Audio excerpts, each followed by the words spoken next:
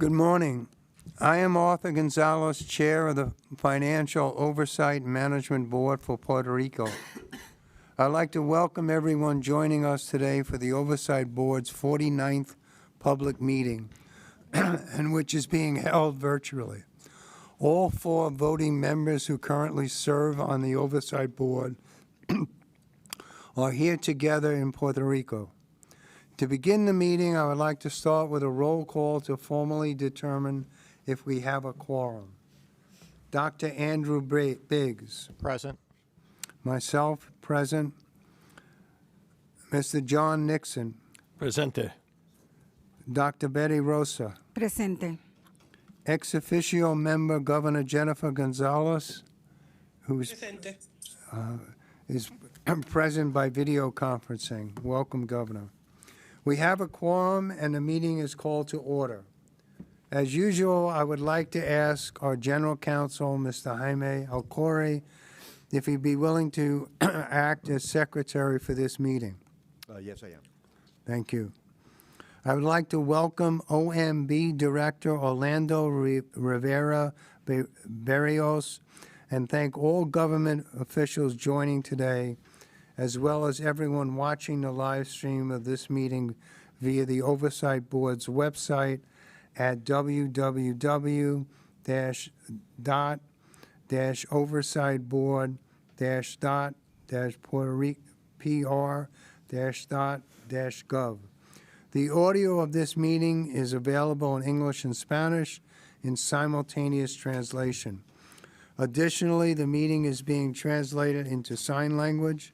If you go to log in to English language website, the audio will be in English, and if you log in to the Spanish website, you will hear the simultaneous translation. As usual, we will be handling questions and comments from our online participants through a form that is available on our website.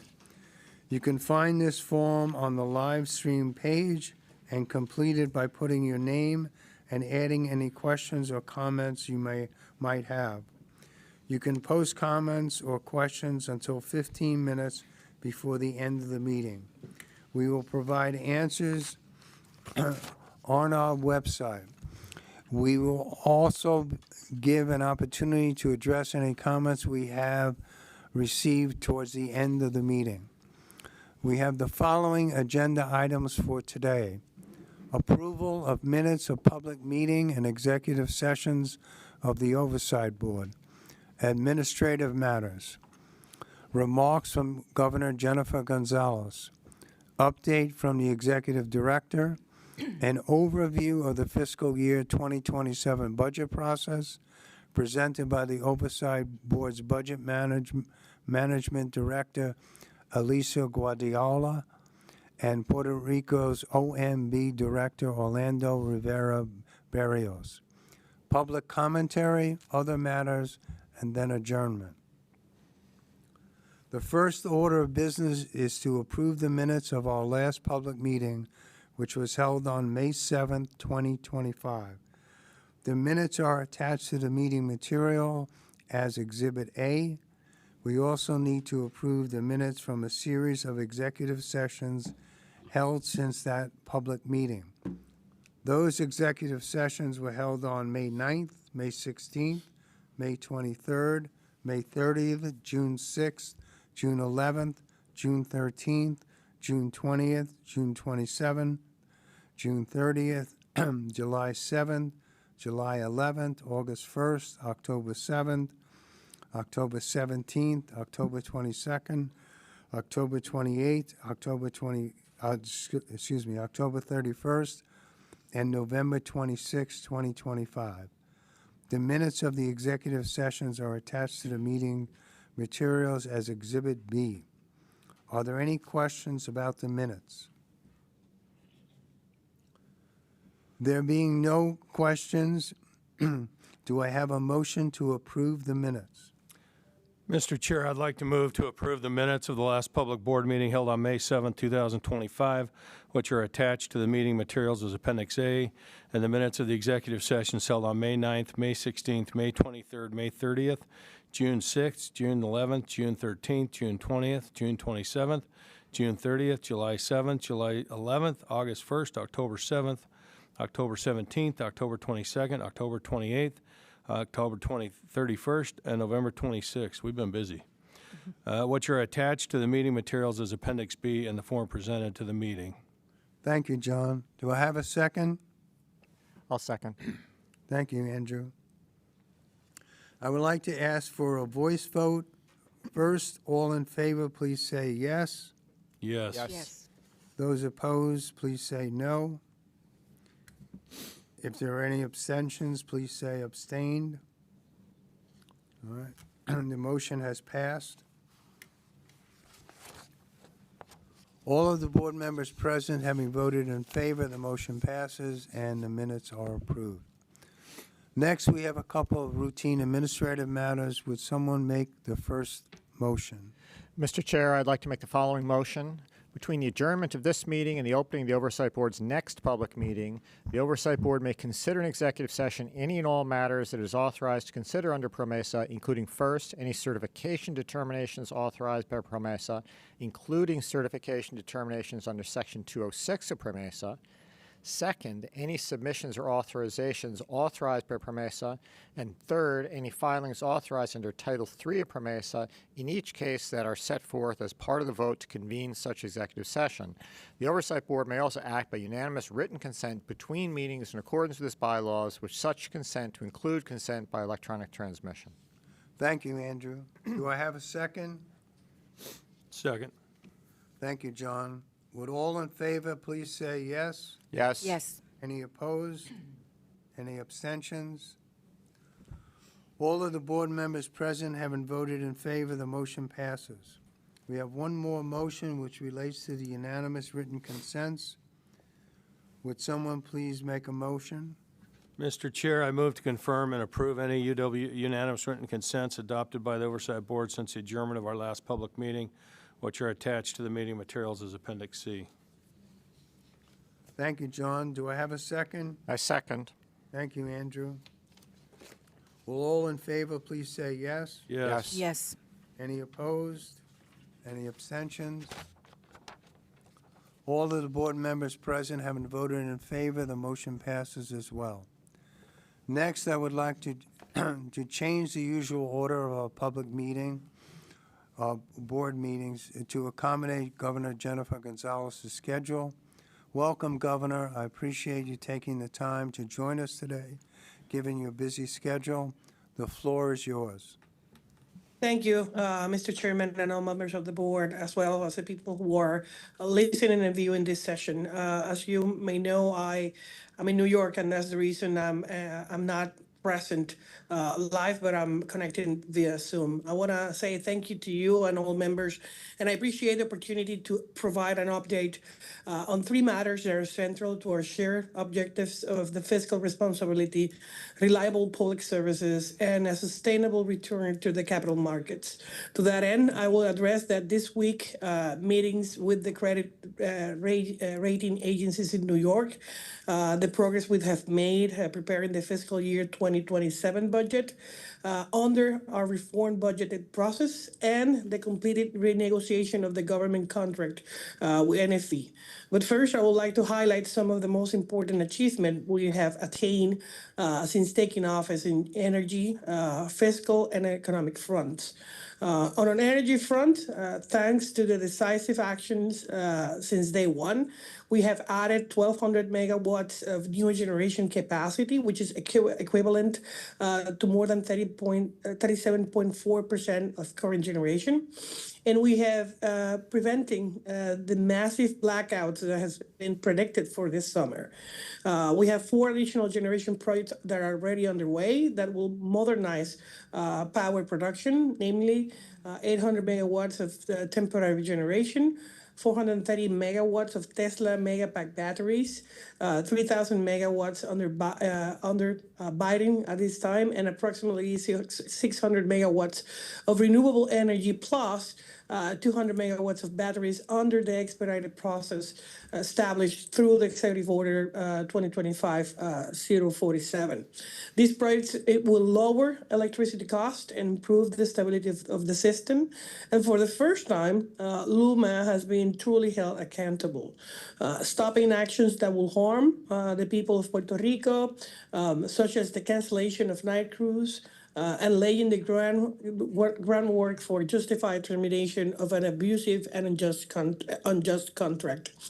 On the fiscal front, we were able to jointly certify with you guys, with the Oversight Board, the first truly balanced budget since the creation of the Oversight Board in 2016. Strengthened the liquidity of the central government to ensure the government can operate adequately and while having adequate reserve for unforeseen events. And protecting SNAP and WIC benefits for more than 1.2 million residents of the island during the federal shutdown. Finally, on the economic front, we have executed our reshoring strategy.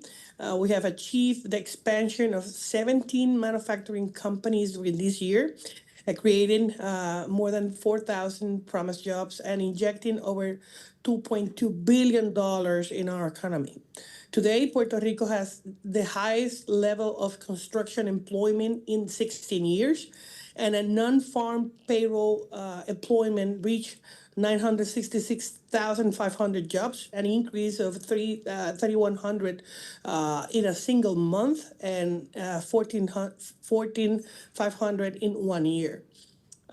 Consistent with our commitment to transparent and continuous communication with capital market participants, our team has continued to prepare and publish reports on liquidity, economic data, fiscal matters, and reconstruction efforts. And this week we are meeting in New York with representatives of each of the principal rating agencies to provide a comprehensive update on fiscal performance, economic trends, and the reconstruction pipeline. I am personally participating in these meetings to underscore the administration emphasis on transparency, consistency, and continuity, adherence to sustainable fiscal practices, and the ongoing execution of structural reforms as we gather feedback and continue to work the work of restoring the product market access when needed. Our message is very straightforward.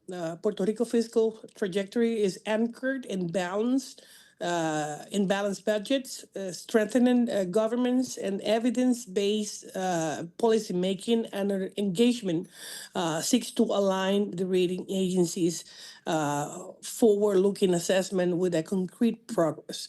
We're demonstrating across fiscal management and service delivery, and in doing so, we continue institutional solution-oriented approach that has characterized our recent public communications and joint work toward PROMESA dual objectives. During the fiscal year 2027 budget process, our government has implemented a comprehensive reform of the planning and budgeting process that codifies rigorous best practices, multi-year planning and discipline execution controls under the leadership of the Office of Management and Budget, and throughout the creation of a new budget manual and the integration of the Budget Preparation Committee, which includes FAF, the Department of Treasury, and the Planning Board, and the Department of Labor. The reform centralized macroeconomic inputs, update revenue projections through the Department of Treasury. They integrates the data intelligence system that enables real-time monitoring of budget execution, tightening the linkage between policy priorities and financial performance. For the fiscal year 2027 budget, the Budget Office initiated the budgeting process in August under a 5-year multi-annual framework, refined classifications to project the baseline from non-recurring items, and embedded a scenario-based risk management. So agencies must identify a plan for federal funding changes, operational risk, and contingencies before seeking additional resources. In addition to enhance coordination with the board, the fiscal year 2027 budgeting cycle also formalized a carta presupuestaria or the budget letter to launch the budget calendar and align agency submissions to its strategic policy, certify fiscal plan parameters, and uniform technical requirements, including KPIs, implementation plans, and multi-year analysis. In parallel, we are strengthening OGP's institutional capacity through an economic and fiscal policy area that integrates forecasting, capital and debt planning, financial plan and expenditures, and federal funds, all of which constitute concrete advances in complying with the fiscal plan budget reforms. This disciplined, collaborative budgeting process is designed to safeguard fiscal responsibility and advance the post-PROMESA transition to a modern, self-sufficient fiscal administration that is aligned with best practices and capital markets expectations. Finally, I just want to highlight that the government contract with NFE, these agreements will deliver over 375 million in additional savings over a 7-year term, and critically corrects prior contractual deficiencies by allowing the port to be opened through a tolling agreement and other LNG suppliers if NFE fails to meet its contractual obligations. The negotiated terms should ultimately translate into savings for the people of Puerto Rico electricity bills. These changes advance our overreaching policy goals for the energy sector, and therefore reinforce affordability for the ratepayers and fiscal sustainability, support reliability and embedded competition as a safeguard against any potential non-compliance by the company. This agreement is fully consistent with the long-standing principles we have articulated for energy. In closing, my administration is focusing on delivering results, and our engagement with the rating agencies reflects continuity and transparency in pursuit sustainable market access. The fiscal budgeting process of 2027 is embedded in those best practices, multi-year planning and real-time execution oversight, and our renegotiation of contracts advances affordability, reliability, and competition. I would like to continue to work hand by hand by the oversight board to ensure that our administration policies translate into tangible improvement to the daily life of the people of Puerto Rico. With that, I submit my statement. Thank you. Thank you, Governor, for your comprehensive remarks. Would our executive director or any board member like to comment on the governor's remarks? Mute.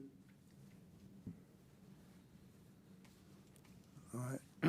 No comment being heard. I would like to turn the floor over to our executive director, Robert Mojica, for an overview of the Oversight Board's work since our last public meeting. Robert, the floor is yours. Thank you, Chair Gonzalez. We are closing a calendar year with significant progress and accomplishments. We are also ending 2025 with a clear focus of what lies ahead. And we are already working intensely with the government on some of the critical priorities for 2026. Most importantly, we are working together on the Commonwealth budget for fiscal year 2027, which begins on July 1st, 2026. Already, we have moved the process forward in significant ways. The government and the Oversight Board have begun implementing a co-leadership model to develop a consensual budget in partnership with the Office of Management and Budget, or OMB.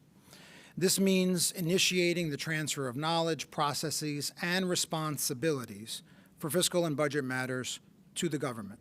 In previous years, the government provided data and revenue projections, but the Oversight Board determined the parameters of the government's expenses. This was important. This was an important process for handling the severe fiscal crisis, but given Puerto Rico's current stability and the Oversight Board's determination to provide a path for exit, the government is taking on more responsibility this year. This is the first step in the eventual handover of the budget process to the government, and the Oversight Board and OMB held several working sessions on how to implement this transfer of responsibility. One of the key elements of the future budget process is a switch to new accounting standards. The government and the Oversight Board are working on the implementation of modified accrual accounting principles as mandated by PROMESA. So this year's general fund budget can be the first to be developed under those stricter accounting methods. This is an important milestone on the path to fiscal responsibility and to sustain long-term stability after the Oversight Board is gone. Another element of this budget process is to introduce a capital budget in addition to the general fund budget. Capital expenditures should be clearly separated from day-to-day operating budget spending so the government can plan for long-term investments and better determine what resources are needed and when to fund long-term infrastructure investments, and separately, what is available for the operating budget. This will set the foundation for eventually returning to the capital markets. Elisa Guardiola, our Budget Management Director, and OMB Director Orlando Rivera Berrios will today present more details about the process. To develop the budget for the upcoming fiscal year and the elements of the broader budget reform that we are working on with the government to implement this year. Since the last public board meeting, the Oversight Board has taken another important step in the budget reform process. We hosted the inaugural Economic Forecast Symposium, solid projections, and a critical foundation of reliable fiscally responsible budgeting. That is why the objective of this symposium is to establish a transparent and public macroeconomic forecasting dialogue to assist the Oversight Board, the government, and the legislature in reaching a consensus on Puerto Rico's 5-year economic outlook and can inform and guide fiscal and budget planning. This symposium will be held annually, and we're already in the planning process for the event for 2026. Also, since the last board meeting, the board members have certified the Commonwealth budget for the current fiscal year, 2026. That was jointly developed by the Oversight Board and the administration of Governor Jennifer Gonzalez Colon and the Legislative Assembly. This budget could qualify as the first of 4 consecutive balanced budgets for the Commonwealth under PROMESA and represents major progress from the prior years.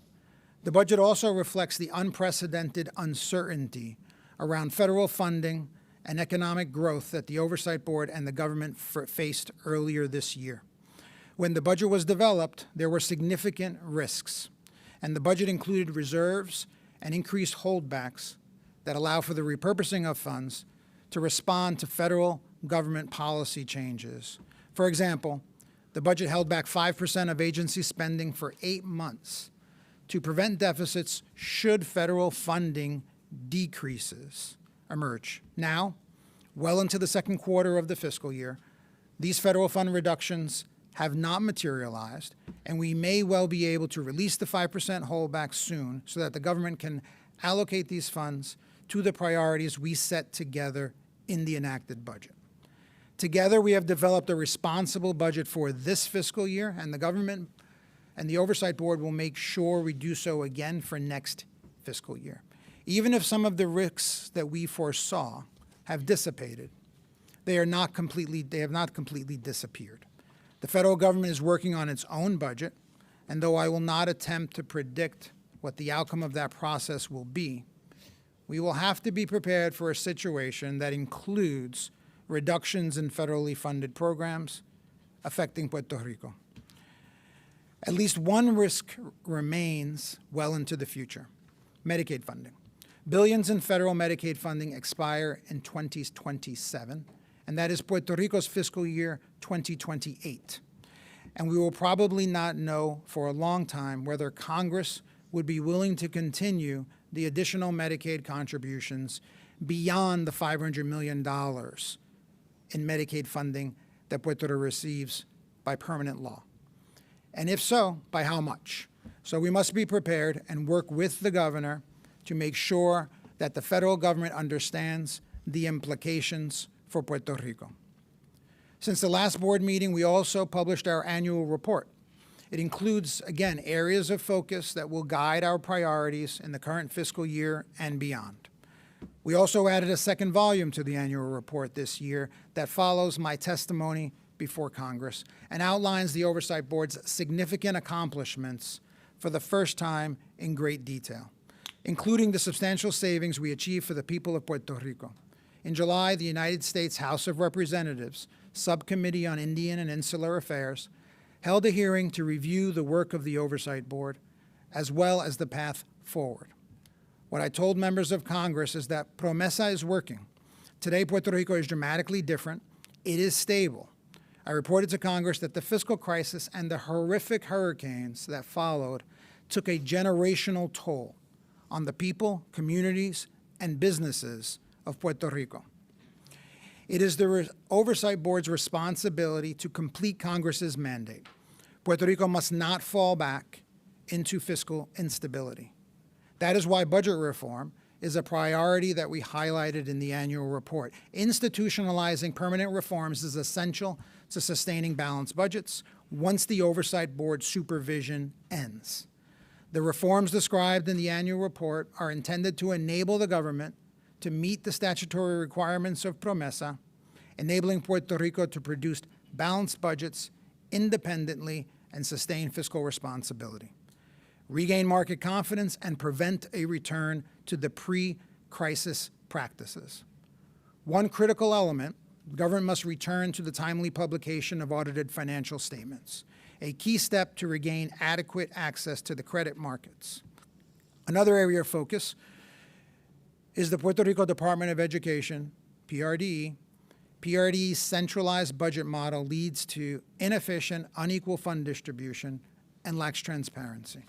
That is why PRDE and the Oversight Board have begun working on a transition to a student-based budgeting, shifting from budgeting for schools' needs to budgeting for students' needs first. And finally, the government procurement is the third area of focus. The annual report explains the biggest challenges, and the Oversight Board and the government have implemented important procurement reforms. And the Oversight Board's contract review policy is a significant safeguard. The most recent contract between PREPA and New Fortress Energy is just one example. The Oversight Board's review and subsequent changes to the contract significantly improved the terms of the agreement and saved the people of Puerto Rico $4 billion. Today, Puerto Rico still lacks some of the controls widely adopted in U.S. states, creating unnecessary fiscal risk in contracting. The annual report includes several recommendations for remediation, and the Oversight Board will work with the government on procurement integrity reform and implementation of new and additional safeguards. Volume 2 of the annual report was prepared in response to the Congressional Committee's interest in the Oversight Board's achievements since 2016 and includes data and context that demonstrate concrete results that are reshaping Puerto Rico's fiscal and economic future. Before Promesa was enacted, the government budgets were in deficit for at least 16 consecutive years. In some years, those deficits reached double digits in proportion to the overall budget, practically astronomical by public budgeting standards. Since the Oversight Board began its work, the government budget deficits have been zero. The Oversight Board has completed 12 debt restructurings, eliminating more than $55 billion in principal and interest payments to creditors. The Oversight Board has prevented legislation that would have added nearly $30 billion in unaffordable spending that would have reversed the hard-won progress to establish fiscal stability. Together with the government, the Oversight Board has certified budgets approving $20 billion in strategic investments in Puerto Rico's future. All said, the Oversight Board's actions saved every household in Puerto Rico $60,000. In financial terms, the Oversight Board's work provided a $38 return for every dollar of expense invested to fulfill the mandate of Promesa. On energy, we published two significant reports that are shedding more light on the current economic condition of PREPA's financial perils and the deficient state of Puerto Rico's electrical system. First, we published a comprehensive report about the PREPA pension system. The financial stability of the PREPA pension system has been declining for decades because of increased benefits to a growing number of PREPA retirees and their beneficiaries, and PREPA did not make the contributions necessary to keep the system solvent. And they made unrealistic asset return assumptions that were added to the problem. The report, available on our website, provides, for the first time, a full history of how the PREPA pension system was created and how it ran out of money. Second, we published an equally comprehensive report assessing the needs of Puerto Rico's energy system now and in the future. The Oversight Board decided earlier this year to engage an independent consultant to conduct a study to pressure test the estimates provided in the operators of PREPA's grid and power plants for the PREPA fiscal plan. Puerto Rico's energy system has deteriorated for decades because PREPA did not make the investments needed to maintain and modernize the grid and power plants. One of the most important conclusions of the independent analysis is this, and I quote from the report: "Anywhere else in the U.S., the normal state of the grid in Puerto Rico would elicit a state of emergency declaration." End of quote. In recognition of this fact, the U.S. Department of Energy issued 2 emergency declarations to expedite repairs to the system. I further quote from the report: "Without accelerated and substantial corrective measures, system reliability and performance will continue to degrade, increasing the frequency, duration, and breadth of outages for PREPA's customers." End of quote. The findings in the report support the conclusion that the funding requested in the PREPA fiscal plan is justified, given the grid's condition and the scale of work required to stop the long-term decline. Ensuring adequate investment now is essential to stabilizing the system and build a reliable grid and power generation for Puerto Rico's needs. The 2 reports are important to explain PREPA's broken system and financial distress, and PREPA's historic failure to serve the people of Puerto Rico. I encourage everyone to read the reports published on our website. And finally, you, the members of the Oversight Board, last month approved the revised, significantly improved contract between PREPA and the P3 Authority and New Fortress Energy to supply Puerto Rico with liquid natural gas, or LNG. This was the largest contract the Oversight Board reviewed under its contract review policy. The contract review policy established under PROMESA is an essential element of Puerto Rico's recovery and path to fiscal responsibility. The New Fortress contract illustrates why the Oversight Board's review of government contracts is as essential as our work with the government to reform the procurement process and the budget process. The contract was deficient when it was submitted to us for review. We are not a party to the contract, and we were not part of the negotiations. The negotiation of contracts is a matter of responsibility for governing and execution. Our role is oversight, not contracting. Yet when the contract was submitted, we immediately realized, even before a full review, that deficiencies were stark.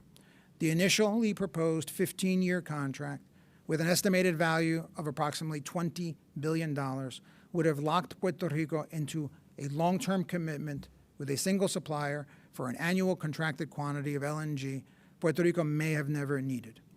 During its review, the Oversight Board identified significant inconsistencies between the request for proposals, lack of market competition, a material conflict of interest, given that Genera Puerto Rico was to be PREPA's exclusive representative administering the contract with its own parent, NFE, and several contract provisions that were unfavorable to PREPA and the people of Puerto Rico. No government party was able to justify or willing to explain the rationale underlying the more problematic proposed terms. The government immediately withdrew the originally proposed contract and submitted a new revised contract.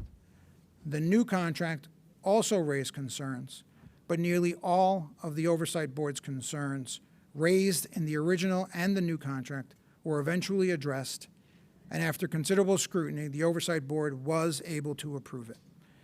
Given the port's lease agreement with NFE and the failed attempts to identify alternative LNG suppliers, a rejection of the proposed contract from the Oversight Board would leave the island with insufficient LNG supply and consequently less available, affordable generation. Throughout its review, the Oversight Board and the government emphasized the need to ensure uninterrupted access to the San Juan terminal in the event of NFE's failure to deliver LNG. And pursuant to the port's lease agreement that the governor mentioned earlier, NFE holds exclusive rights over the Puerto Nuevo port in San Juan, where it has constructed LNG import and handling facilities. And since the Puerto Nuevo port is the sole entry point for delivering LNG to these units, any disruption in access would pose a direct and immediate risk to the reliability of Puerto Rico's electrical system. As we are looking forward to 2026, we hope that we will move forward with PREPA's debt restructuring. The U.S. District Court this week already set a schedule for the administrative expense claim proceedings, and we hope that we will be able to proceed with the plan of adjustment as well, hopefully resolving Puerto Rico's last bankruptcy in the course of the next fiscal year. Progress with the debt restructuring for PREPA, the transition to the annual budget process to the government, the critical work on broad budget reform to strengthen Puerto Rico's fiscal responsibility over the long term will be our main focus next year.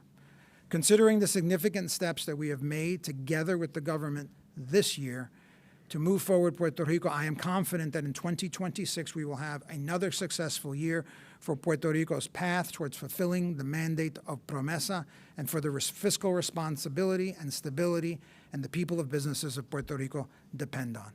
Thank you, Chair Gonzalez. Thank you, Robert. I will now open the floor to any questions or comments the board members would like to make. Mr. Chair, I'd like to just, as a board member, express appreciation. Obviously, there's a lot of work that's gone on over the last several months with respect to budget reform, and I know we're going to talk more about that, and I'm excited with that, and also with the NFE contract. There were hundreds of hours that were put into getting that contract to a place where it would be right by the Puerto Rican folks who are paying the electricity bills and relying on the power generation that's so needed on the island. I know that it took some time, but I appreciate our staff's commitment and dedication to it. I appreciate the government, working with us on getting that contract to an acceptable place. And we're really hopeful that we can move forward now and make sure that we continue to, improve the electricity system and the environment here on the island as we work through the bankruptcy with PREPA and everything else that we're dealing with. But I just want to appreciate Fausto and his team and the group who's been working tirelessly on helping us get to where we are. Anyone else? There being no further comments, I would like to turn the floor over to Elisa Guardiola, our Director of Budget Management, and Orlando Rivera Berrios, the Director of Management and Budget for Puerto Rico, for an overview of the budget process for the coming fiscal year 2027. Ms. Guardiola, the floor is yours. Good morning, Chairman Gonzalez, board members, Director Mujica, Governor Gonzalez, and Budget Director Rivera Berrios. Thank you for being here today, and thank you as well to the members of the public who are listening in. We are here to present the fiscal year 27 Commonwealth budget process and the collaborative reform efforts that are shaping Puerto Rico's fiscal future. This presentation marks a significant milestone in our journey towards fiscal sustainability and self-governance. It reflects a shared commitment between the government of Puerto Rico and the Oversight Board to build strong, resilient public finance institutions that can sustain balance, transparency, and accountability long after the Oversight Board work is complete. This is the public launch of the fiscal year 27 budget process development. For the first time since the Oversight Board existence, the government of Puerto Rico is taking the lead in developing the budget. The Oversight Board is supporting this transition by strengthening the government's capacity, tools, and systems. PROMESA was enacted to restore fiscal responsibility and provide a pathway back to capital markets access.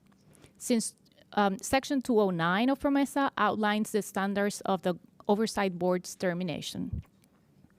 This include 4 consecutive years of balanced budgets under modified accrual accounting standards and adequate access to markets at reasonable terms. These are not just technical requirements. They are the foundation for long-term fiscal independence. The Oversight Board role is evolving. We are moving from direct oversight to a focus on capacity building. This includes sharing best practices in budgeting and forecasting, supporting risk identification and mitigation, providing strategic insights based on historical and comparative analysis, and institutionalizing permanent budget reforms that are essential to sustaining balanced budgets. The goal is to ensure that Puerto Rico has the institutional strength to maintain fiscal responsibility independently without external oversight. Let's now look at how this collaboration has taken shape through concrete actions and milestones. As the governor previously mentioned, since August 2025, we've held over 16 working sessions. These sessions brought together leadership and technical teams from the Office of Management and Budget, or OMB, and the Oversight Board. More than 15 deliverables have been produced, ranging from analytical tools to planning frameworks. These sessions cover key topics such as budget targets, risk analysis, special revenue fund projections, and the development of the fiscal year 27 budget letter. On November 18th, OMB issued the fiscal year 27 budget letter, formally launching the process. This moment represents more than a procedural milestone. It reflects the government's leadership and ownership of the process. It also highlights the deep collaboration and transparency that has defined our joint efforts. In just a moment, the OMB director will walk us through the government's vision, priorities, and next steps for the fiscal year 27 budget.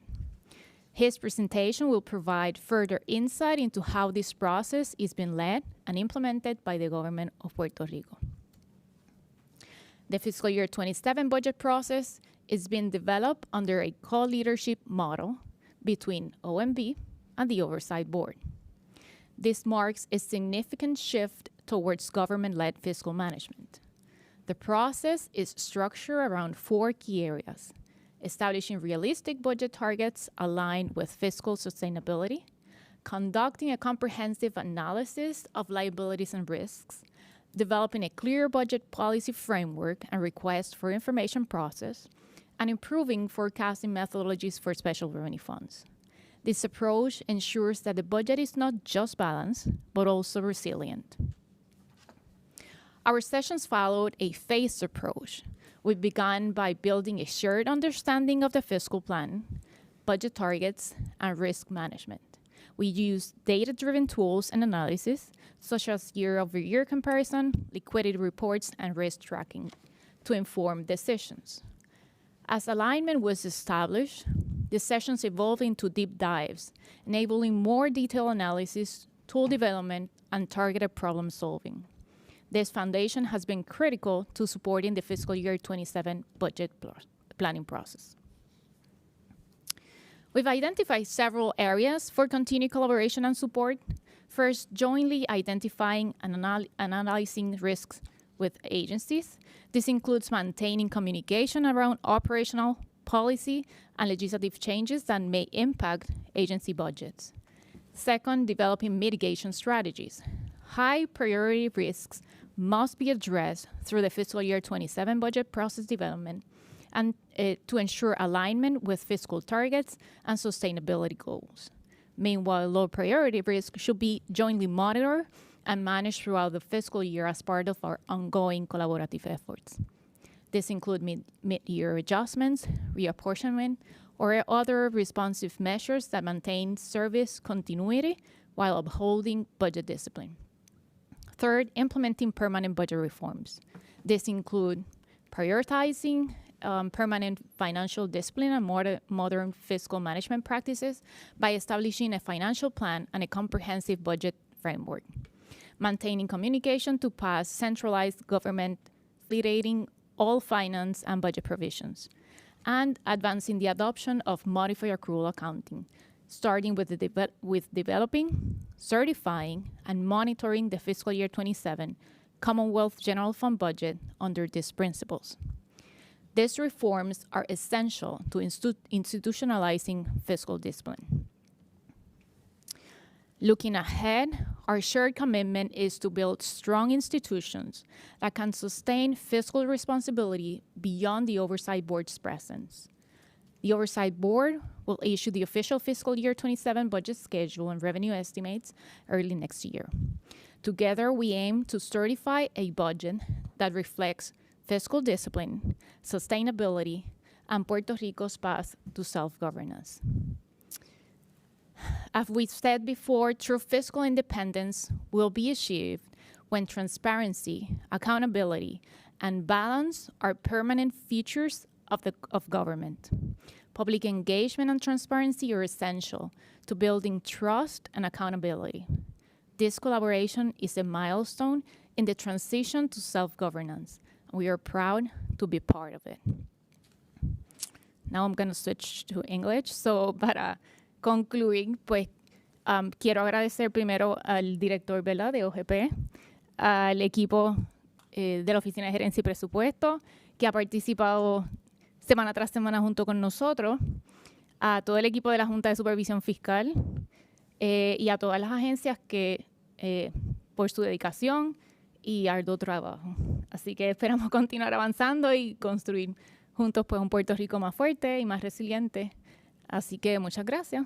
Y ahora pues le cedo la palabra al director de la Oficina de Gerencia y Presupuesto, el señor Orlando Rivera Berrío. Buenos días a todos. Agradecido, Elisa, por todo el trabajo realizado en conjunto y a los miembros de la Junta.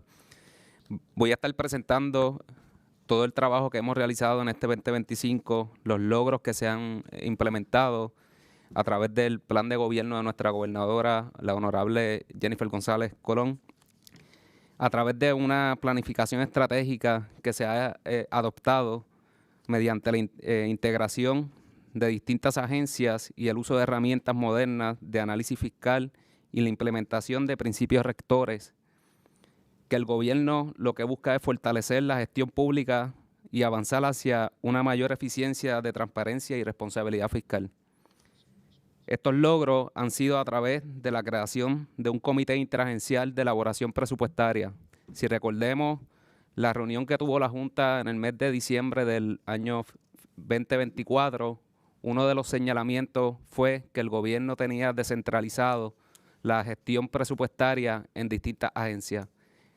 En el mes de marzo, la honorable gobernadora emitió una orden ejecutiva, la 2025-011, donde creó un comité interagencial de elaboración presupuestaria para poder trabajar todo el tema que trabajan estas agencias en la elaboración de un presupuesto, dando énfasis a la Oficina de Gerencia y Presupuesto de ser el presidente de este comité y poder centralizar todos estos trabajos que realizan las distintas agencias y atender los señalamientos que la Junta ha realizado por año.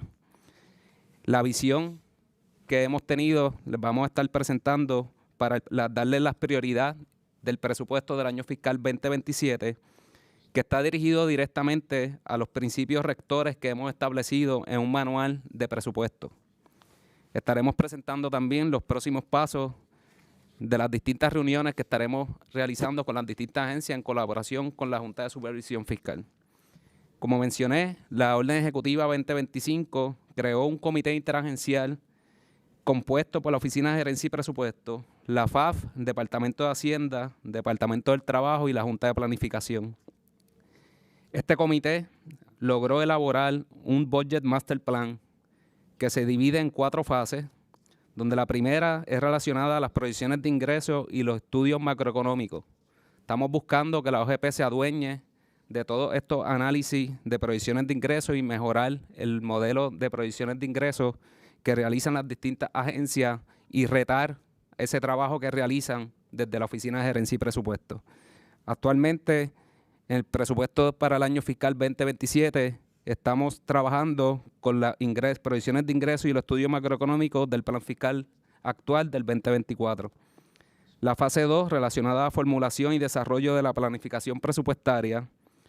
La fase 3 es la presentación y aprobación del presupuesto ante la legislatura y la Junta de Supervisión Fiscal, con la meta de que sea certificado antes del 6/30 del 2026. Y sobre todo, la fase 4, que para nosotros es la más importante, que es la ejecución presupuestaria mediante el monitoreo del día a día a través de informes y monitorear el gasto real en tiempo real del día a día. Parte del logro de este comité es el envío de las metas presupuestarias del año fiscal 2027, siendo la OGP el dueño del inicio del proceso. Comenzamos desde el mes de agosto y el propósito de comenzar desde antes es poder tener un mayor tiempo de análisis en las solicitudes de presupuesto. Hemos visto cómo la Junta ha señalado por años el calendario de las solicitudes presupuestarias, un calendario con un tiempo corto que no permite el análisis adecuado por parte del gobierno y por parte de la legislatura. Así que la meta para este año fiscal 2027 es que podamos presentar con mucho tiempo de anterioridad el presupuesto del año fiscal 2027 para que tengamos mayor tiempo de análisis en estas solicitudes presupuestarias. Otro de los logros es el manual del presupuesto que se creó, ¿verdad?, para implementar las distintas mejores prácticas. Quiero mencionar que parte de las metas presupuestarias fueron elaboradas y se prepararon mediante la eliminación de decisiones de financiamiento no recurrentes aprobadas durante el año fiscal 2026, la incorporación del aumento en los costos de servicios de utilidades alineados a los planes fiscales de la Autoridad de Energía Eléctrica y la Autoridad de Acueducto Alcantarillado. Se incluyó la actualización de los elementos del plan de ajuste, incluyendo la deuda de obligaciones generales y los instrumentos de valor contingente y las contribuciones del fideicomiso de reserva para pensiones. Parte de lo que hemos escuchado también señalado por la Junta es que la Oficina de Gerencia y Presupuesto por año desconocía el gasto del presupuesto en tiempo real. Reconocemos que se ha esperado por la implementación del nuevo sistema financiero centralizado, el ERP, y que el gobierno está haciendo un esfuerzo para poder cumplir con esta implementación. No obstante, desde que llegamos entendemos que no podíamos esperar a esta implementación y desarrollamos el Sistema de Inteligencia de Datos, mejor conocido como SIT, el cual responde a la necesidad de la OGP de poder monitorear en tiempo real los gastos de la agencia frente al presupuesto certificado. Anteriormente, la Oficina de Gerencia y Presupuesto dependía que las agencias entregaran de forma manual la utilización del presupuesto y esto ocasionaba que los datos no fueran actualizados al día y que no sean confiables. A través del sistema de inteligencia de datos nos hemos integrado de manera automática a los sistemas financieros actuales y recibimos día a día la utilización del presupuesto. La meta es que para finales e inicios del año fiscal 2027 podamos incluir todas las corporaciones que se encuentran fuera del gobierno central. El sistema de inteligencia de datos no solamente monitorea el gasto, sino también monitorea el roster de las agencias del pago de nómina. Reconocemos que es uno de los gastos más altos del gobierno y con esta herramienta no solamente lo monitoreamos, sino que tenemos varianza para levantar algunos red flags en el uso del presupuesto del gobierno. Parte de las políticas fiscales, presupuestarias y programáticas en cumplimiento al plan de gobierno de nuestra gobernadora Jennifer González Colón, se crearon 6 prioridades en este presupuesto del 2027 que estaremos atendiendo. Estaremos dirigidos al área de salud, para atender el programa de adulto mayor, buscando acelerar la modernización de la infraestructura física y digital para mejorar la accesibilidad y capacidad del sistema de salud del gobierno de Puerto Rico. Estaremos atendiendo como prioridad el área de seguridad pública, capacitando y adquiriendo equipo tecnológico y mejorando las instalaciones físicas de todo el componente de seguridad pública. Estaremos atendiendo y dando prioridad a la infraestructura crítica, específicamente a los 4 sectores principales: telecomunicaciones, energía, la transportación y el agua. Relacionado al servicio público, estaremos continuando con la implementación de la reforma del servicio público, donde buscamos poder reclutar el mejor talento posible a través de la inteligencia artificial y todo el proyecto que se ha realizado en los últimos años de la reforma del servicio público. En el área de educación se están realizando cambios de metodología presupuestaria para asegurar que el presupuesto llegue directamente a los estudiantes. Y sobre todo, una de las prioridades y plan del gobierno de nuestra gobernadora es el área de contribuciones, donde se estará presentando en su momento una reforma contributiva, y desde ahora estamos buscando la manera de que esto sea una reforma neutral y fiscalmente responsable. Para el 2027, en el manual presupuestario que fue creado, se basa en 6 principios rectores, y toda petición presupuestaria que las agencias realicen tienen que estar alineados a estos 6 principios rectores. Responsabilidad fiscal, para asegurar presupuesto balanceado, sostenible y en cumplimiento con las disposiciones del plan fiscal. Estamos buscando un enfoque multianual, que podamos hacer un presupuesto a 5 años y conocer el gasto a futuro, basado en las proyecciones de ingresos que tenemos disponibles. Se ha establecido un inventario de riesgos y retos fiscales, riesgos internos como riesgos externos, para poder identificar los recursos necesarios para poder atender esos futuros riesgos. Parte de los principios rectores es identificar qué gastos son recurrentes y qué gastos no son recurrentes. Hemos visto cómo por años el gobierno ha presupuestado gastos recurrentes con fondos no recurrentes. El manual que se ha creado y la implementación de estas mejores prácticas requiere a toda agencia que las solicitudes presupuestarias y el gasto identifiquen qué gasto es recurrente y qué gasto es no recurrente. Buscando la neutralidad fiscal, cualquier cambio fiscal o presupuestario debe ser neutro en su impacto neto sobre las finanzas públicas, evitando así que las iniciativas generen déficit o comprometan la sostenibilidad fiscal del gobierno a largo plazo. Como parte de los procesos que hemos implementado y atender todas las recomendaciones que ha realizado la Junta por año, implementamos las mejores prácticas a través de la creación de un manual presupuestario. Esto se hizo analizando las guías de presupuesto de otras jurisdicciones como Nueva York, Delaware, Iowa, Maryland. También evaluamos la carta circular A11 de la Oficina de Gerencia y Presupuesto del Gobierno Federal.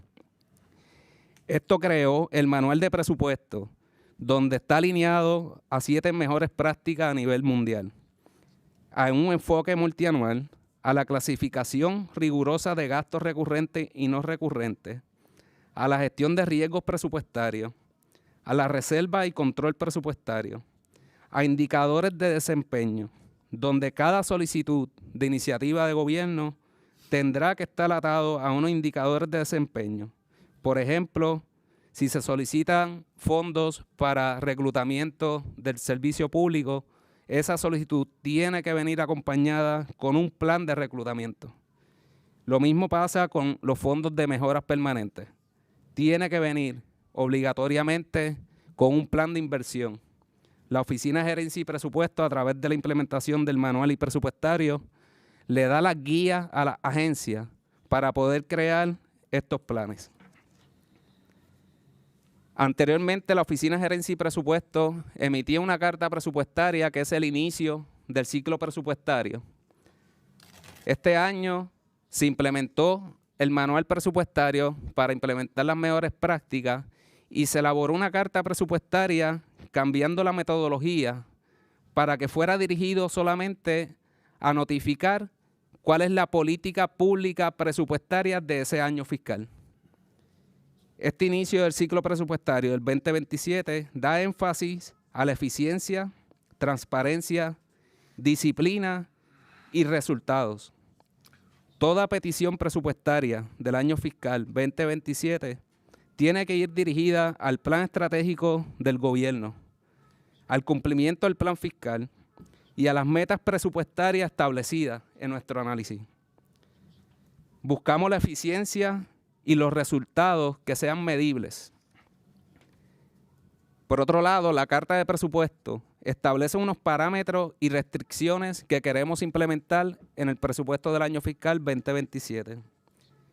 Toda agencia deberá solicitar en el área de nómina el gasto actual según el roster que tienen y cualquier solicitud adicional tendrá que venir acompañada de ese plan de reclutamiento.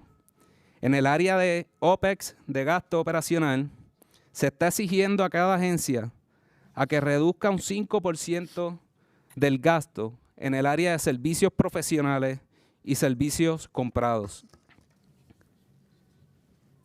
Toda la información tiene que venir identificada si es un gasto recurrente o no recurrente.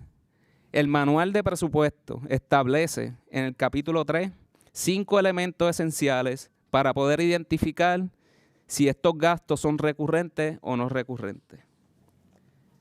Por otro lado, la Oficina de Gerencia y Presupuesto en su manual establece también 5 categorías de riesgo y hemos elaborado un inventario de riesgos internos y externos a corto plazo y a largo plazo en colaboración con la Junta de Supervisión Fiscal. El propósito de identificar estos riesgos es poder atenderlos de manera eficiente y transparente en la elaboración del presupuesto. Estos riesgos incluyen cualquier reducción de fondos federales a futuro, Medicaid, la implementación o actualización del plan de clasificación de la reforma de servicios públicos, la reforma contributiva, entre otros.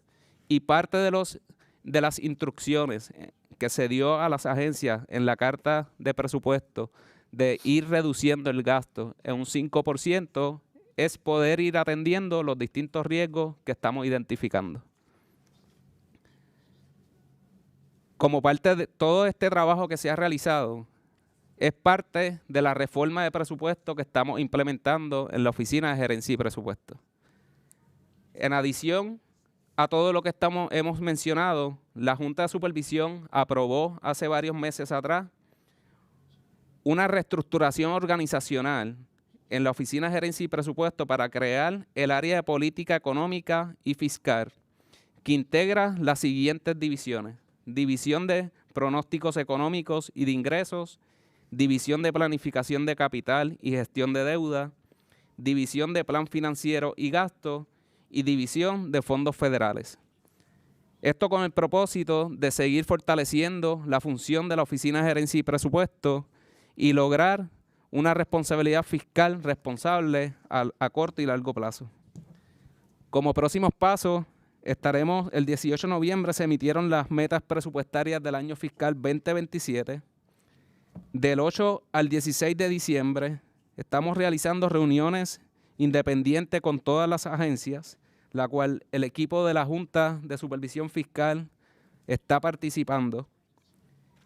El 19 de diciembre es la fecha límite para que todas las agencias entreguen la solicitud presupuestaria dirigida a las metas presupuestarias que se entregaron. Del 20 de diciembre al 15 de enero estaremos realizando reuniones con las agencias más grandes para discutir esa solicitud presupuestaria. Y por último, estaremos presentando el presupuesto del año fiscal 2027 ante la Junta de Supervisión y la legislatura según sea publicado y requerido en sus fechas límites según la sección 202 de promesa. Un placer para mí formar parte de la Oficina de Gerencia y Presupuesto y trabajar en equipo con todos ustedes y mejorar, ¿verdad? Y ejecutar el plan de gobierno de nuestra gobernadora, que su prioridad en ese plan de gobierno es mejorar las métricas presupuestarias.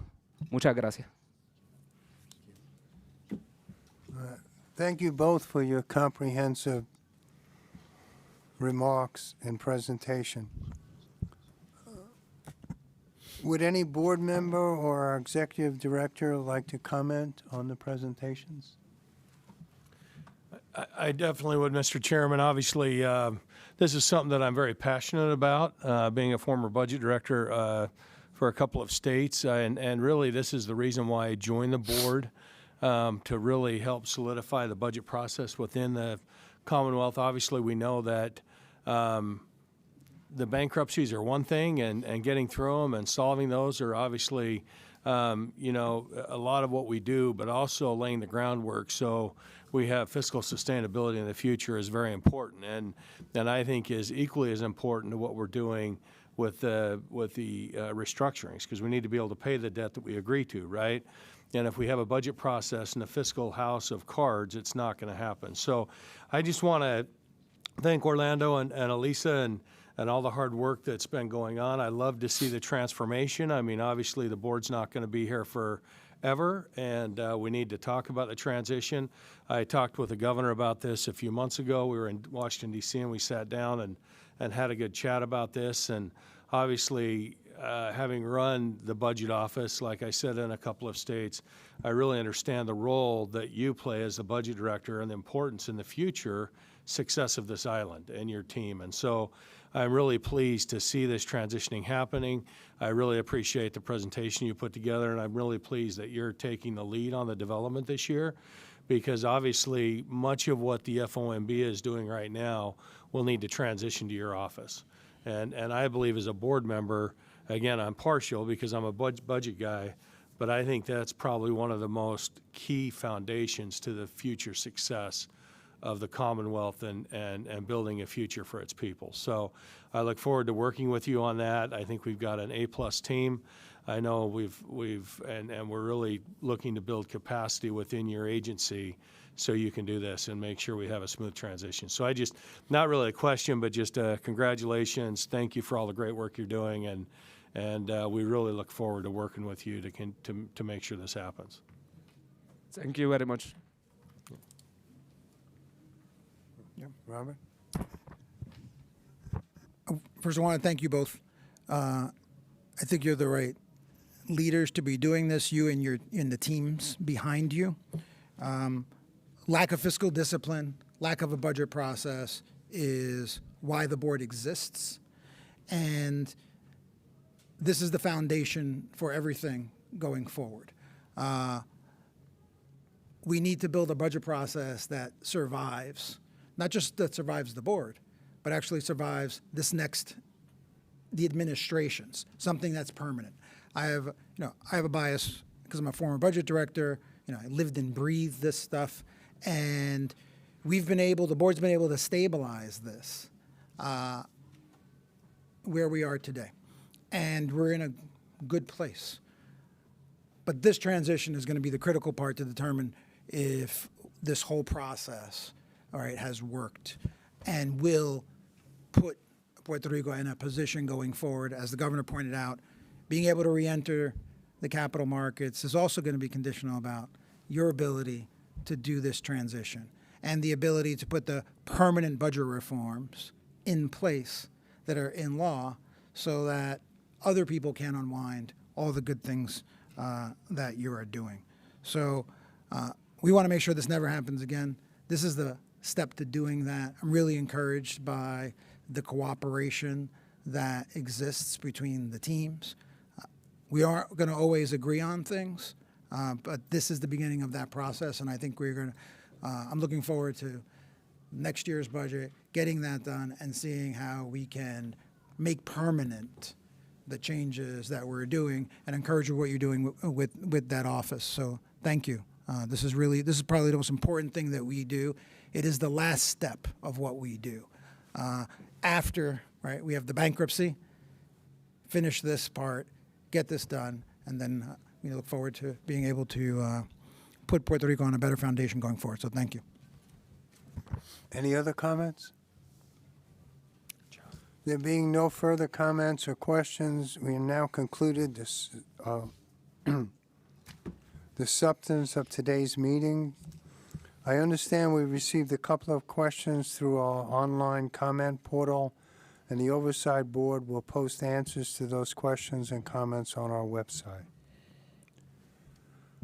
I would like to thank Robert, our staff, Governor Gonzalez and her administration, and all of you for joining us today. As I mentioned earlier, we'll be handling any additional comments and questions through the Oversight Board website.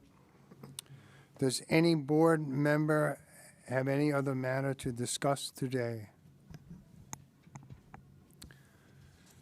Since we have no other matters to cover, do I have a motion to adjourn the meeting?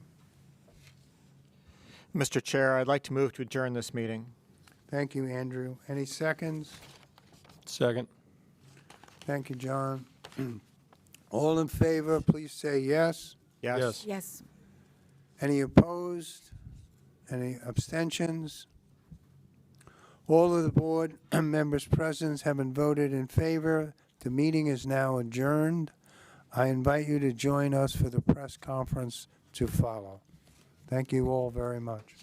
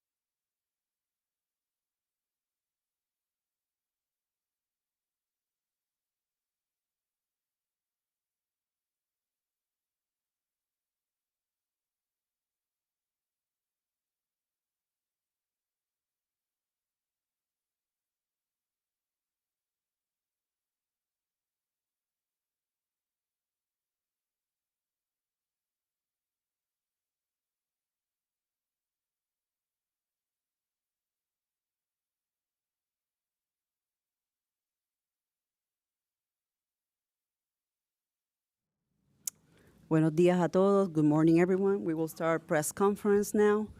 If you have any questions, you can write them on the chat box or raise your hand in the Zoom link. Vamos a empezar con la primera. Veo la primera mano for Luis Guardiola, Telemundo. Go ahead, Luis.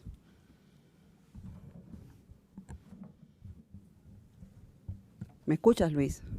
Ahora, ¿me escuchan? Sí, go ahead. Sí. Dos preguntas. Una, a Mujica, creo que es la vez que más veces le he escuchado hacer referencia a la salida de la Junta. Yo sé que todavía hay un proceso que ustedes han descrito aquí, que es un proceso que ahora adquiere otra dimensión o pasa a otra etapa. Pero ¿le puede decir al pueblo cuándo va a cesar la Junta según este plan, Mujica? Yeah. It's not the first time we've mentioned it, so I've mentioned it many times before. Promesa has requirements for the exit of the board in Section 209, right? 4 consecutive balanced budgets and access to the credit markets. And I think, as the governor pointed out, and we've pointed out, when we enacted the last budget, the one that we're currently in, and we said at that time, right, that could be the first of 4 consecutive balanced budgets. Access to the credit markets is also critical. And what we've said before is the first part was to stabilize the budget, get the budgets balanced, and then they've been balanced under cash. PROMESA requires them to be balanced under modified accrual. We hope that this one was balanced under modified accrual as well. And then you have to get 3 more budgets, and during that time, we should get access to the credit markets at the same time. So that is what we're working towards. That's why this presentation today was really important, to kind of show we need to transition the budget process.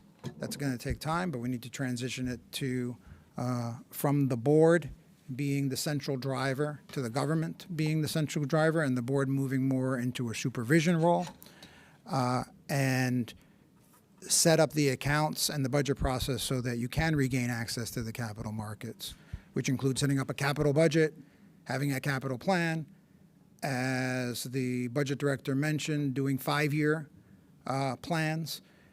These are all in our annual report, and we've published this before. We published it again this year. But the board this is the final stage.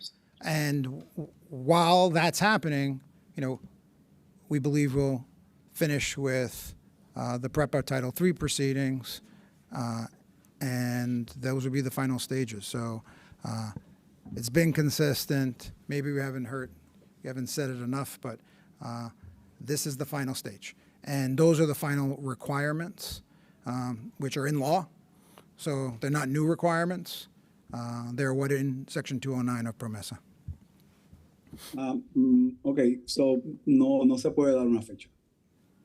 Well, it's up to the government, right? Hopefully, the governor, I think, is working very hard, and I believe she wants to have 4 consecutive balanced budgets in her term. We do need to have the audited financial statements done, because those certify that the budgets are actually balanced under modified accrual. But if we have 1 budget, we have 3 more, and then during that time, we expect that we would have access to the credit markets and all the other provisions done, and be done with PREPA. Mi otra pregunta es a todos los miembros de la Junta. A futuro, ¿vislumbran la necesidad de implantar medidas para que haya consecuencias legales en caso de que algún funcionario se desvíe de la disciplina fiscal implantada?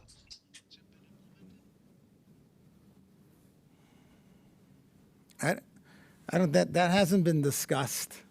We haven't spoken about that at all. And look, fiscal discipline it's a complicated thing, right? To talk about what fiscal discipline actually is.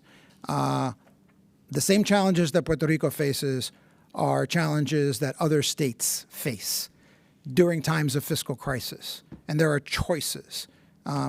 Those are not criminal matters, and those are not. These are matters of fiscal responsibility, and what happens is what happened in 2016. So what we're trying to do is put safeguards in place so that there are guardrails to prevent these kinds of things to happening, and that people know when they're happening, so you don't have 16 consecutive years of unbalanced budgets. But there's never been a discussion about, putting specific sanctions in place. Muchas gracias. Gracias. Continuamos para que sepan el orden. Vamos con Manuel Guillama, Alex, luego va Katiria y luego Will Neri. Adelante, Manuel, del Nuevo Día. Sí, saludos. Mujica, usted y también la gobernadora mencionaron en varias ocasiones, hicieron referencia al contrato de New Fortress recién aprobado. ¿Qué salvaguardas existen desde la perspectiva de la Junta para garantizar el suplido de combustible y también la operación de las plantas generatrices de Puerto Rico en caso de que New Fortress en las próximas semanas o meses se declare en insolvencia? There's a provision in the contract that the governor wanted included and the board wanted included in the contract that says that in the event that New Fortress can't supply fuel, they have to enter into an agreement for someone else to supply fuel. We thought that was critically important because New Fortress has control of the port. And in the absence of terminating that contract, if they can't supply, no one else would have access. And this is not something that we're speculating on. It has happened. So what was required in the contract, the board required it, and the government required it as well, is that in the event that they cannot provide, the government will have the ability to bring someone else in. And in that contract, there's a tolling agreement. There's provisions in the contract that outline how another supplier would be able to do this. Now, this requires New Fortress to act in good faith in the event that this happens, because what it requires is for them to enter into an agreement. What the contract has is the outlines of what that agreement are and what those terms should be. But it will require New Fortress to act in reasonably. And if they don't, then the government will be able to enforce those provisions and they won't be in compliance with the contract. And again, that we think that's the best that we could do when you consider that New Fortress has control over the port on a long-term lease. La otra parte de la pregunta era con relación a las plantas generatrices, que el contrato de Genera también incluye una disposición que permite la cancelación automática en caso de bancarrota, y también con relación al suplido de gas, esas disposiciones en caso de incumplimiento de New Fortress, ¿ustedes entienden que son una solución a largo plazo en caso de que New Fortress no pueda suplir el gas por periodos extensos, o su función es más bien asegurar el suministro por periodos cortos? Yeah. It's for long and short term, and it was our understanding during the discussions with P3 that they would start to speak to alternative providers to get those kinds of agreements in place so that there wouldn't be a big gap, whether it be short term or whether it would be long term. And we do believe that these provisions, even if New Fortress had financial difficulty and the bankruptcy courts, it would be subject to the bankruptcy court, but those provisions would survive and they would be able to prepare a tolling agreement and deliver even in the event that they entered into either bankruptcy proceedings or some other proceedings. We don't know.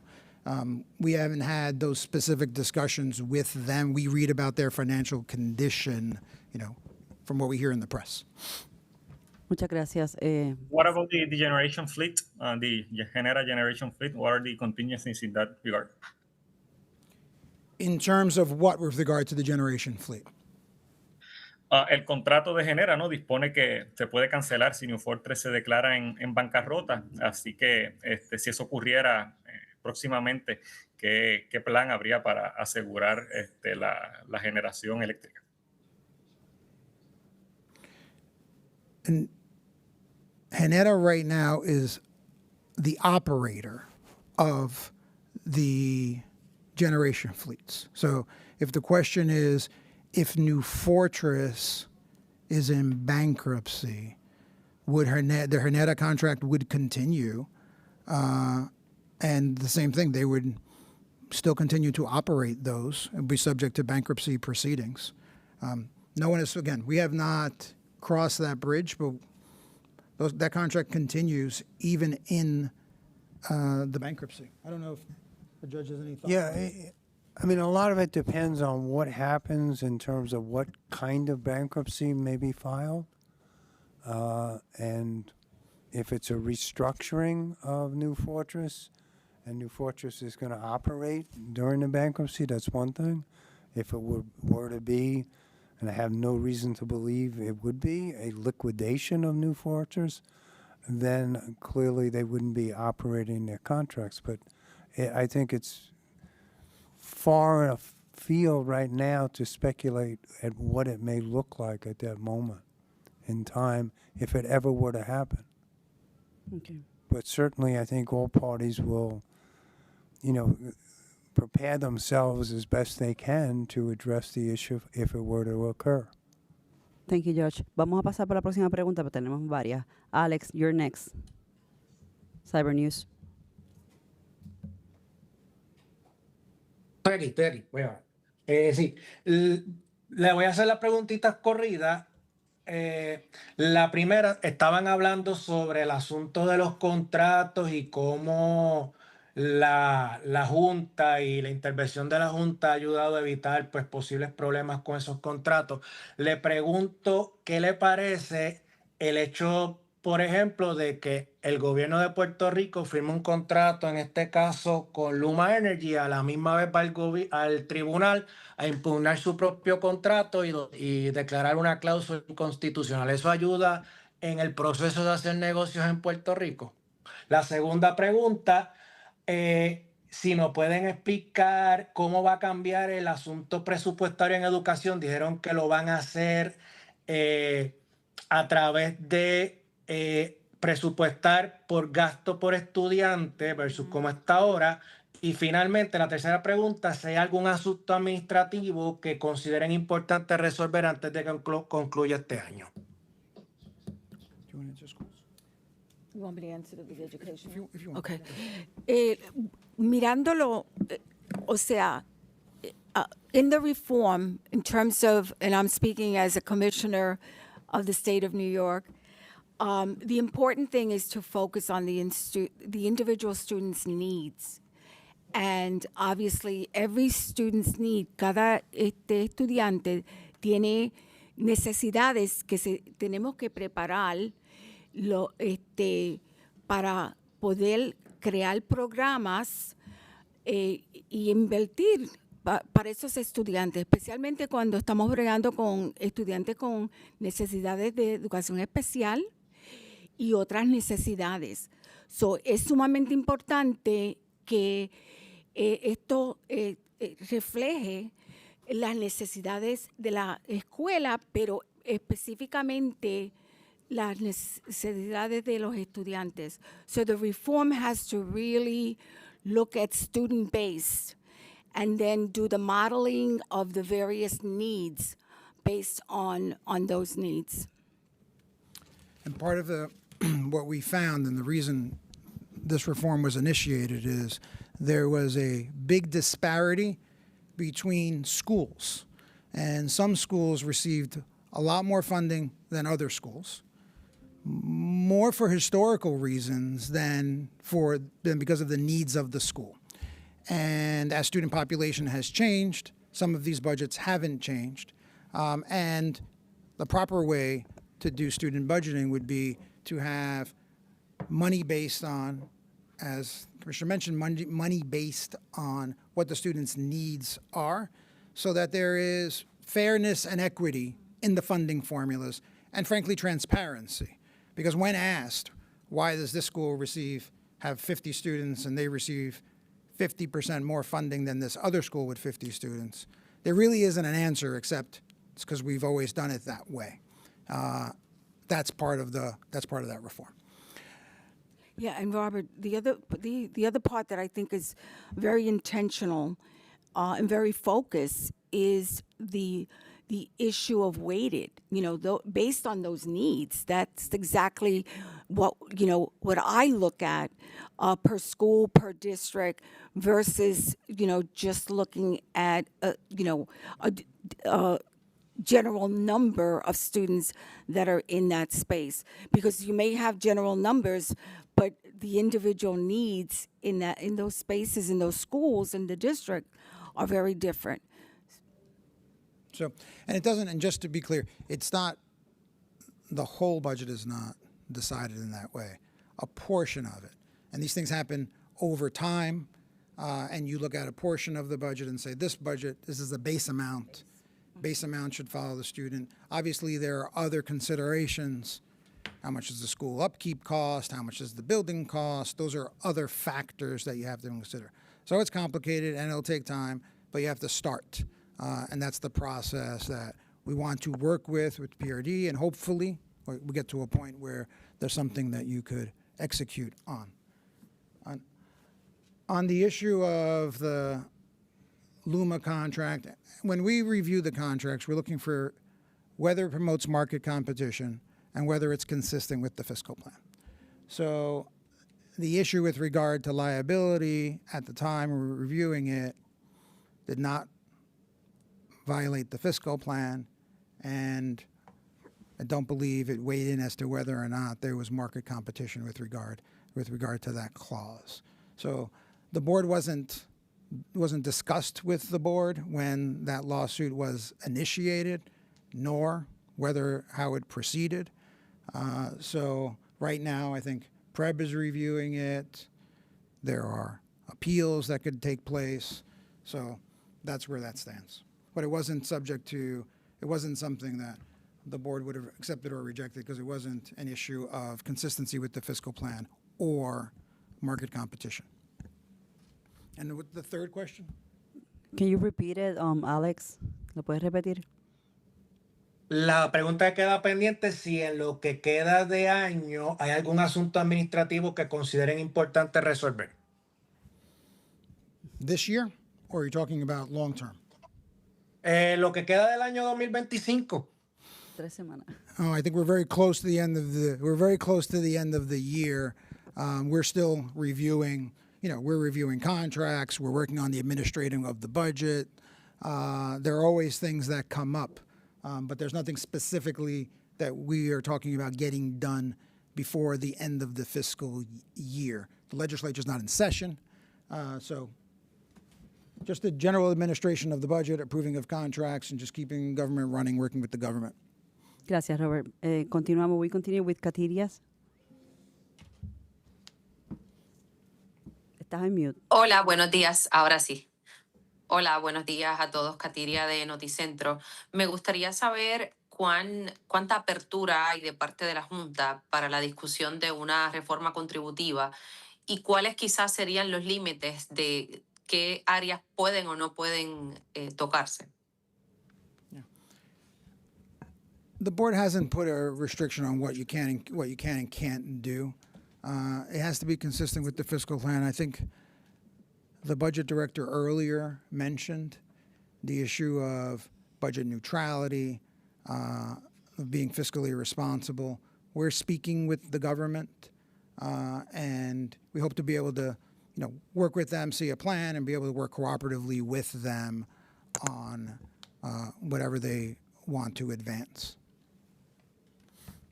Más temprano en la conferencia mencionaron el tema de, ¿verdad? El cálculo al que ustedes llegaron de cada dólar que se ha invertido en la Junta, el país ha ahorrado unos $38.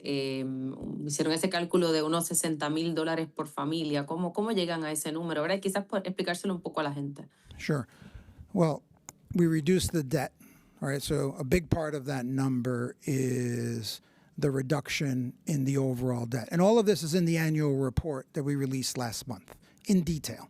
So it is the amount of money that was decreased, that the debt was reduced, the amount of debt service that was reduced, the amount of spending that we did not approve and that was going to be approved, number of households, divided by the number of households, is how we got to those numbers. But you can look in the annual report and we can get it to you, and it's very clear as to how we got to those numbers based on the overall amount that the board has spent. Y ya para terminar, ¿cómo prevén que esta batalla legal que se está dando con el gobierno de los Estados Unidos, donde el presidente pues está tratando de validar las destituciones que se habían hecho de la Junta, cómo este proceso legal va a impactar la negociación de la deuda de prepa y el proceso que se está llevando en la Corte de Quiebras? Josh, you want to answer that?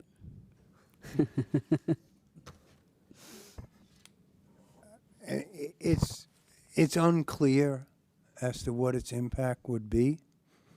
Obviously, it happened. People are aware of it, and they will react to it. But exactly how it impacts negotiations to go on in the future, resolutions of any kind, it's very hard to predict. Thank you. Okay. Thank you, Josh. Continuamos con vocero Wilmarielis. You're next. Saludos, buenos días, Wilmarelis Agosto del Vocero por acá.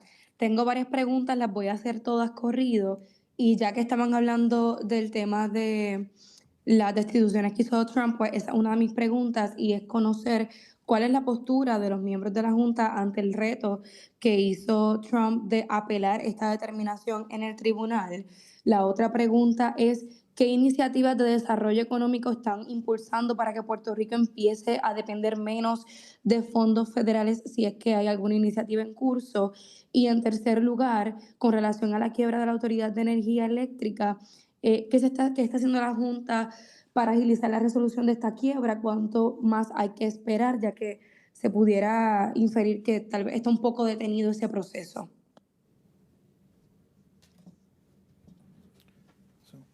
The appeal is the first question. Yeah, the appeal. Last. Do you want to answer the middle question? Yeah. Yeah. Sure. So on the federal, on the issue of federal fund reduction, these are speculative. And last year we thought something would happen. They didn't happen. The government's working on the next budget, so we have to be mindful of that. We've built budgets that are responsible, and we can manage through most things. And the example was last year, or a couple months ago, we were dealing with reductions potentially in the bond program, right? And we had built some safeguards in the budget to be able to manage it temporarily. The biggest funding reduction that Puerto Rico will face is the potential Medicaid reduction, because we know that expires. What we don't know is what will take its place. Will it be the exact same number or some reduced amount? What we do to mitigate against that is control costs, build reserves. We even built a very small Medicaid reserve last year. We probably need to build more. And all you can do for those things is build a transition in the event that there's reductions, and then you'll have to reevaluate and what you do with the budget. Revenues are currently strong, which if we don't spend that money, gives us a buffer to be able to manage these. And that's what good fiscal management is being able, not spending every dollar, so when a crisis happens, then you have to go back, cut funds, cut programs. We have the ability to manage through some of these, at least on a temporary basis, so the government can be thoughtful with the legislature about how you deal with those things long term. That's why we raise the issue of the Medicaid cliff now, because we know that it's coming in a year and a half. And the first step is work with the government in Washington to make sure that the decision makers understand what the implications are for the people of Puerto Rico, so that they can act with that knowledge.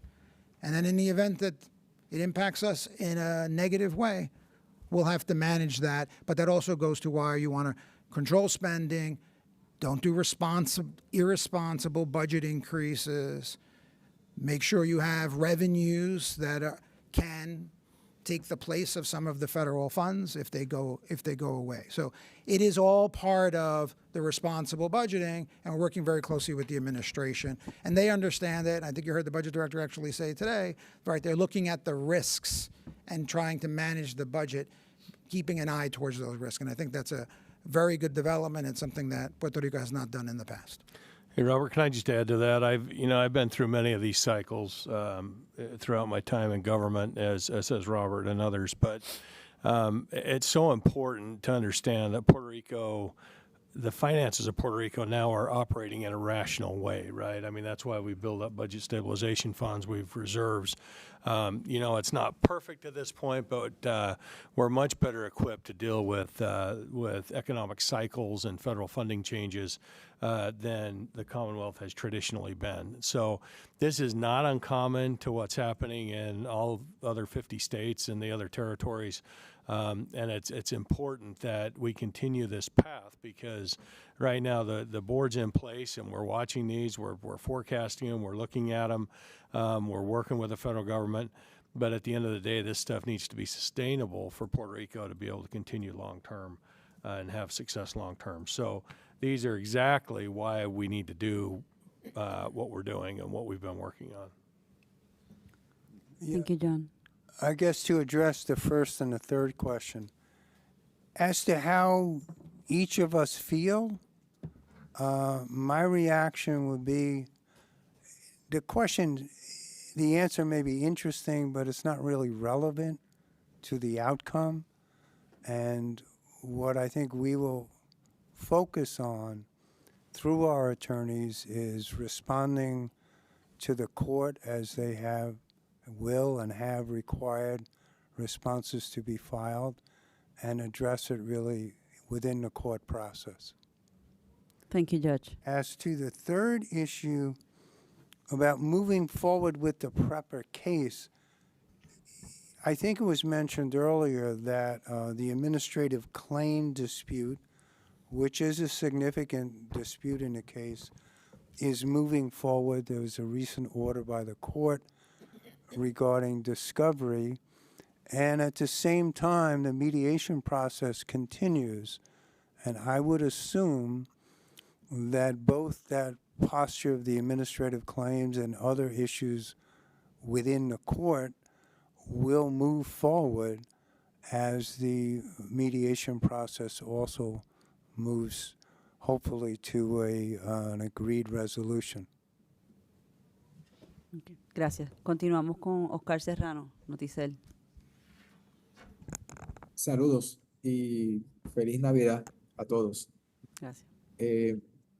Mi pregunta tiene que ver con el contrato de New Fortress.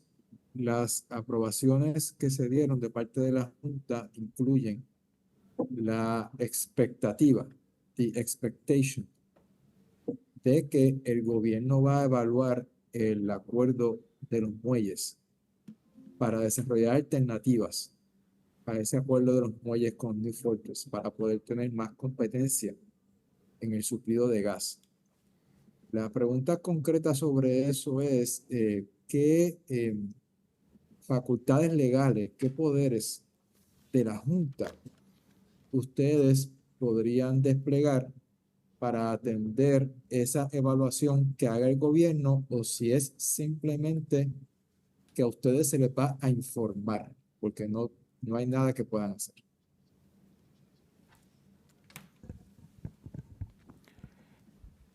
At this point, there's a legal contract that exists between the ports and NFE. And there's been nothing provided to the board that suggests that that contract is not enforceable. There is a provision in that contract that's clear that says that if for economic development reasons, Puerto Rico has an ability to make changes to the contract. And I don't know the exact clauses. I can send them to you. But there's also things that they have to do. You have to provide alternative access. You'd have to compensate them for it.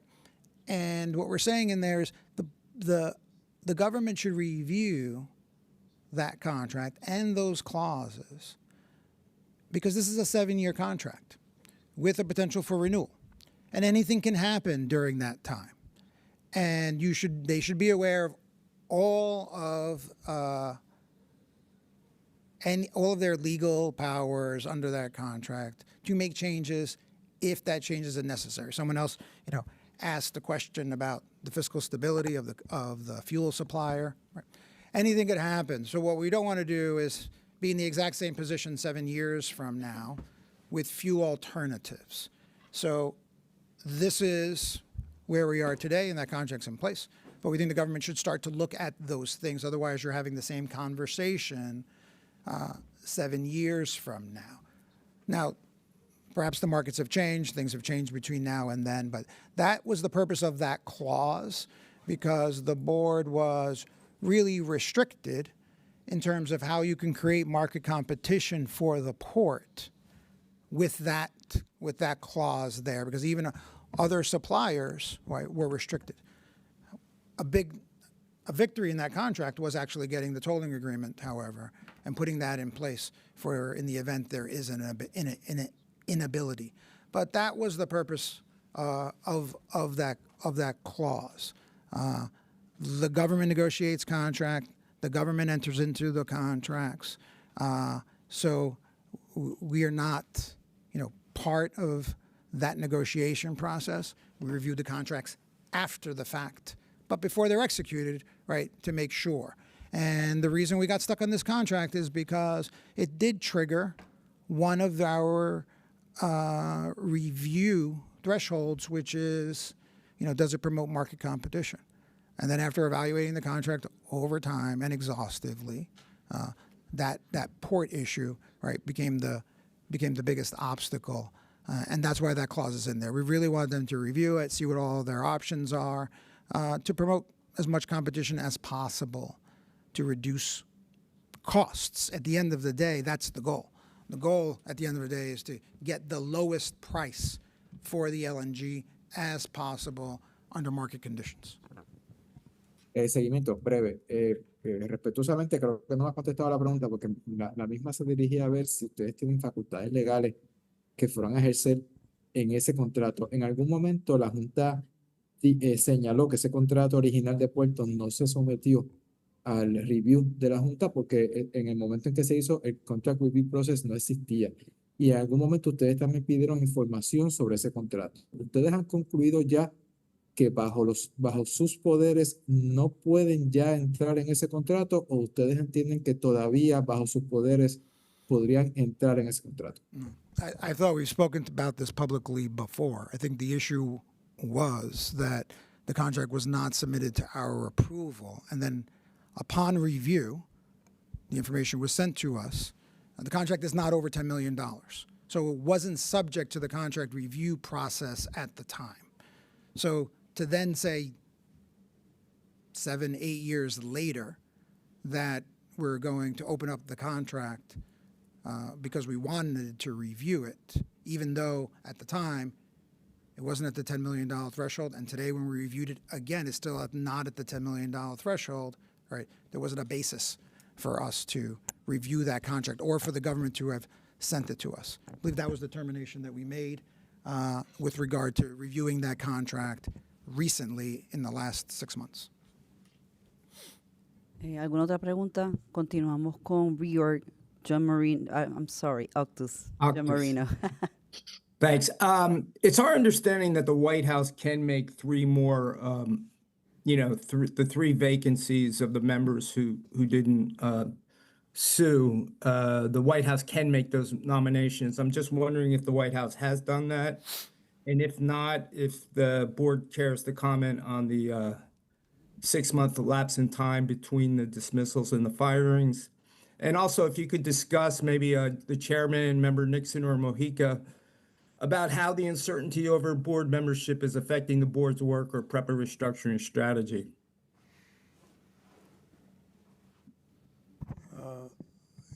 Go through let me answer the questions.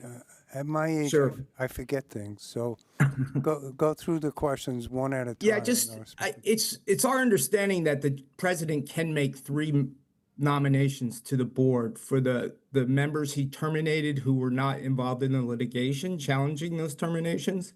Just wondering if the White House has informed the board about its plans in that regard.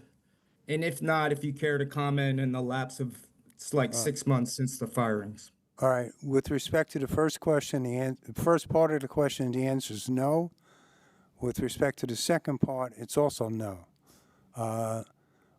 No, we haven't heard it. To my knowledge, there's no communication we've heard about it. And secondarily, I don't think it's appropriate for us to comment on it, at least from my perspective. Mr. Chairman, I just want to add a couple of things. I mean, obviously, there's been a cycle here that we've gone through. And I just want, I mean, you asked, how's it impacting the board's work? I mean, I think it's important to note that we've done everything we can to keep the work of Puerto Rico moving forward. Clearly, while I was acting alone for a couple of months, we were able to do that. There are certain things that we can't do. I think you're aware of all of that. But we are moving forward, and we're doing the people's work here in Puerto Rico. Now that we have 4 members, we can certify budgets and do those things. So clearly, I don't view, this is my personal view, we're not operating in crisis mode while they sort things out. It's important to note that we are intact. We always have been intact, even as a quote single board member. Or when I was acting alone, we were operating within the law, and we kept the work going forward. Has it been a disruption? Obviously, it would be optimal to have a full board because obviously we're a non-paid part-time board, and so it does put quite a bit of pressure on us who are here trying to do the work. But at the end of the day, we are moving the people's work forward, and I wouldn't take a belief at all that we're not making sure that things are happening. So. Okay, thanks. Just a quick follow-up. With the 4 members, can you do everything you need to do regarding the PREPA restructuring? Regarding the PREPA restructuring? Yeah, is there anything the board can't do with 4 members? I do not believe so. Regarding, there are some minor exceptions outside of the Title III issues that you would need more than 4 members for, but they're not relevant to the PREPA, as far as I understand. So I would think not. Okay. Well, thank you. If there's no more questions, we conclude this press conference. Muchas gracias a todos. Gracias.